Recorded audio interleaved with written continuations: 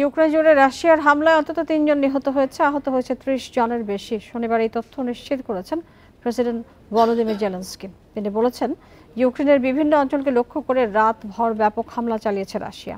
এটি বেসামরিক মানুষকে ভয় দেখানো এবং অবকাঠামো ধ্বংসের পরিকল্পিত কৌশল বলে মন্তব্য করেছেন জেলেনস্কি।